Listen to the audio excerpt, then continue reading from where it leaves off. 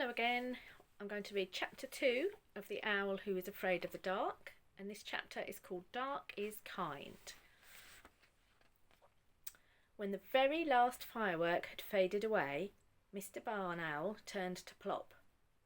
"Well, son," he said, "I'm off hunting now. Would you like to come?" Plop looked at the darkness all around them. It seemed even blacker after the bright fireworks. Not this time, thank you. I can't see. I've got stars in my eyes." "I see," said his father. "In that case, I shall have to go by myself." He floated off into the darkness like a great white moth. Plop turned in distress to his mother. "I wanted to go with him. I want to like the dark. It's just that I don't seem to be able to." "You will be able to, Plop. I'm quite sure about that." "I'm not sure," said Plop. "Well, I am," his mother said. "Now come on, you'd better have your rest. You were awake half the day." So Plop had his midnight rest, and when he woke up, his father was back with his dinner. Plop swallowed it in one huge gulp. "That was nice," he said. "What was it?" "A mouse," said Mr. Barn Owl. "I like mouse," said Plop. "What's next?" "I have no idea," his father said. "It's Mummy's turn now. You'll have to wait till she gets back." Plop was always hungry, and his mother and father were kept very busy bringing him food all night long. When daylight came, they were very tired and just wanted to go to sleep. "Bedtime, Plop," said Mrs. Owl. "I don't want to go to bed," said Plop. "I want to be a day bird." "Well, I am a night bird," said his mother, "and if your father and I don't get any sleep today, you won't get anything to eat tonight." Plop did not like the sound of that at all, so he drew himself up straight and tall, well, as tall as he could, and tried to go to sleep. He did sleep for half the morning, but then he woke up full of beans, or perhaps it was mouse, and he just could not go back to sleep again. He jiggled up and down on the branch where his poor parents were trying to roost.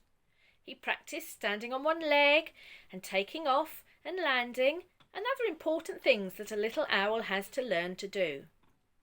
Then he thought he would try out his voice. He tried to make a real grown-up barn owl noise. "Eek!" he screeched. "Eek!" It sounded like the noise a cat makes if you accidentally tread upon its tail. Plop was very pleased with it. Mrs. Barn Owl was not. She half opened one bleary eye. "Oh, Plop, dear," she said, "wouldn't you like to go down into the world again and find out some more about the dark?" "Now?" said Plop. "Now," said his mother. "Don't you want to hear my screech first? It's getting jolly good." "I heard it," Mrs. Barn Owl said. "Look, there's an old lady in a deck chair down there in that garden. Go and find out what she thinks about the dark." So Plop shut his eyes, took a deep breath, and fell off his branch. He did not get his wings working in time. He fell faster and faster and finally plunged at the old lady's feet with an earth-shaking thump.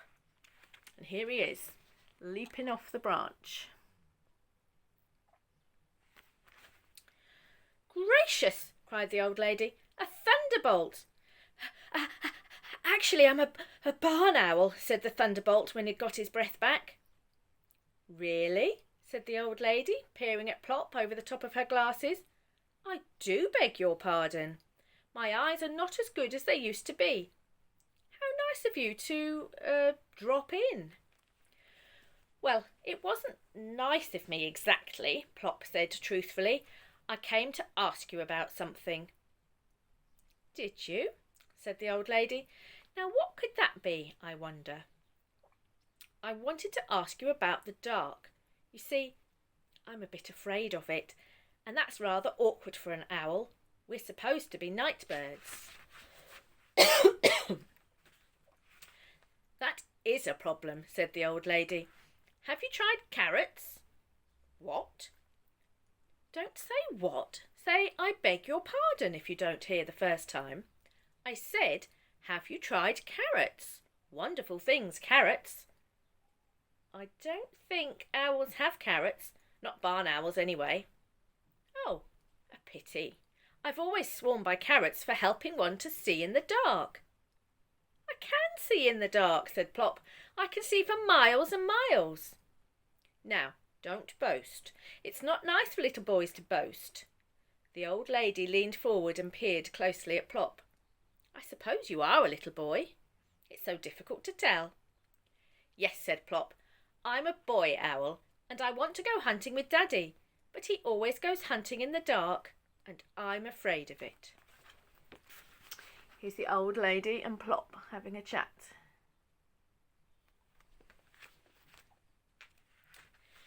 How very odd, said the old lady.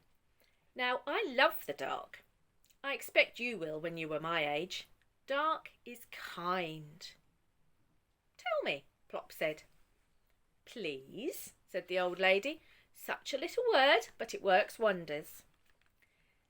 Tell me, please, said Plop obediently.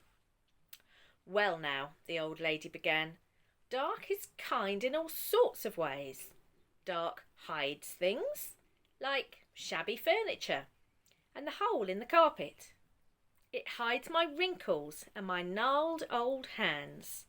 I can forget that I'm old in the dark. I don't think owls get wrinkles, said Plop. Not barn owls, anyway. They just get a bit moth-eaten looking. Don't interrupt, said the old lady. It's very rude to interrupt. Where was I? Yes, dark is kind when you are old. I can sit in the dark and remember.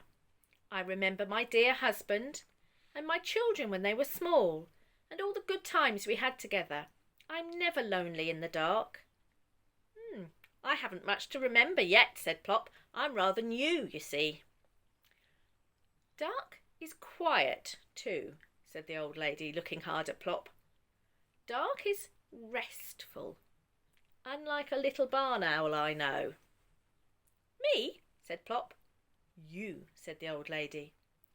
When I was a little girl, children were seen, but not heard. I'm not children, said Plop. I'm a barn owl. Same thing, said the old lady. You remind me very much of my son William when he was about 4. He had the same knackety knees. Are my knees knackety? asked Plop, squinting downwards. I can't see them. My tummy gets in the way. Very, said the old lady, but I expect they'll straighten out in time. William's did.